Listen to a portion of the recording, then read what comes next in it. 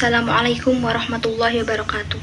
Perkenalkan, nama saya Nur Rahmah, nomor NIM 30325032, Prodi Tasawuf dan Psikoterapi UIN Kiai Haji Abdurrahman Wahid Pekalongan.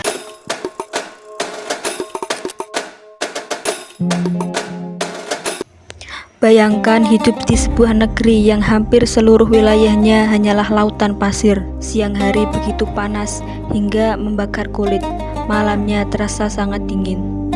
Namun anehnya, dari tanah yang tampak tandus inilah lahir sebuah peradaban yang kelak mengubah dunia. Sebelum Islam datang, masyarakat Arab hidup pada masa yang dikenal sebagai jahiliyah. Banyak orang mengira jahiliyah berarti masyarakat yang bodoh dan tidak berpendidikan. Padahal kenyataannya tidak sesederhana itu. Bangsa Arab justru dikenal memiliki kemampuan menghafal yang luar biasa. Mereka ahli bersyair, piawai berdagang, dan mampu menempuh perjalanan ribuan kilometer melintasi gurun. Lalu, mengapa mereka tetap disebut sebagai masyarakat jahiliyah? Jawabannya bukan karena mereka miskin ilmu, melainkan karena mereka mengalami kemerosotan moral dan akidah.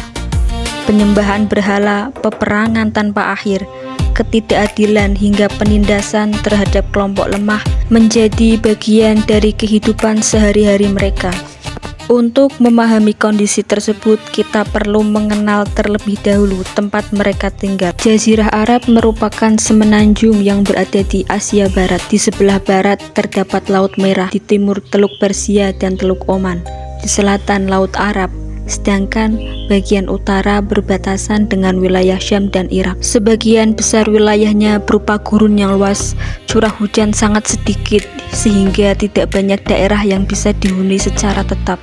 Akibatnya, banyak suku hidup secara nomaden, berpindah dari satu tempat ke tempat lain mengikuti sumber air dan padang rumput bagi ternak mereka. Letaknya berada di persimpangan jalur perdagangan yang menghubungkan Arab, Afrika, dan Eropa. Gurun yang tampak kosong ternyata menjadi salah satu jalur perdagangan yang paling sibuk pada masanya. Kehidupan masyarakat Arab sendiri sangat bergantung pada suku. Identitas seseorang bukan ditentukan oleh negara, melainkan oleh sukunya.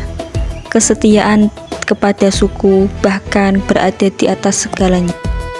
Ada sebuah ungkapan terkenal saat itu, "Tolonglah saudaramu baik ketika ia menzolimi maupun ketika ia dizolimi." Ungkapan ini menggambarkan kuatnya solidaritas antar suku, meskipun seringkali membenarkan pihak yang salah. Akibatnya, perperangan antar suku menjadi hal yang biasa. Kedudukan perempuan juga masih sangat rendah. Lantas, bagaimana kehidupan ekonomi mereka? Perdagangan menjadi denyut utama perekonomian Jazirah Arab. Kota Makkah berkembang sebagai pusat perdagangan karena posisinya yang strategis. Selain berdagang, masyarakat juga mengembalakan unta, kambing, dan domba. Di wilayah yang cukup subur, sebagian kecil masyarakat bercocok tanam. Secara politik, Jazirah Arab belum mengenal pemerintahan yang menyatukan seluruh wilayah. Setiap suku dipimpin oleh kepala sukunya masing-masing. Tidak ada hukum nasional, tidak ada pemerintahan pusat. Setiap suku memiliki aturan, kepentingan, dan cara hidupnya sendiri. Lalu, bagaimana dengan agama mereka? Mayoritas masyarakat Arab menyembah berhala.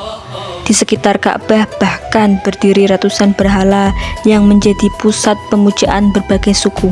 Sebagian memeluk agama Yahudi, sebagian lainnya memeluk agama Nasrani, dan ada pula kelompok kecil yang tetap mempertahankan ajaran tauhid Nabi Ibrahim yang dikenal sebagai kaum Hanif. Menariknya, masa jahiliyah tidak sepenuhnya dipenuhi sisi gelap. Bangsa Arab dikenal memiliki tradisi sastra yang sangat tinggi. Syair bukan sekedar hiburan, tetapi menjadi simbol kehormatan.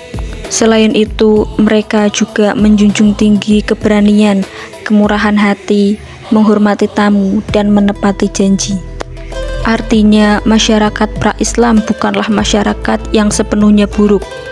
Mereka memiliki banyak potensi, tetapi juga menghadapi berbagai penyimpangan yang serius. Di satu sisi mereka unggul dalam perdagangan, sastra, dan solidaritas. Namun di sisi lain mereka terjebak dalam penyembahan berhala, peperangan antar suku, perjudian, minuman keras, praktik riba. Islam mempertahankan nilai-nilai yang baik sekaligus meluruskan berbagai penyimpangan yang telah mengakar. Tauhid menggantikan penyembahan berhala, keadilan menggantikan penindasan, persaudaraan menggantikan fanatisme kesukuan, dan penghormatan terhadap manusia, termasuk perempuan, menjadi bagian penting dari ajaran Islam. Karena itulah, memahami kondisi Arab pra-Islam membuat kita semakin mengerti betapa besarnya perubahan yang dibawa oleh dakwah Nabi Muhammad SAW dari masyarakat yang terpecah menjadi umat yang bersatu, dari masa jahiliyah menuju cahaya Islam.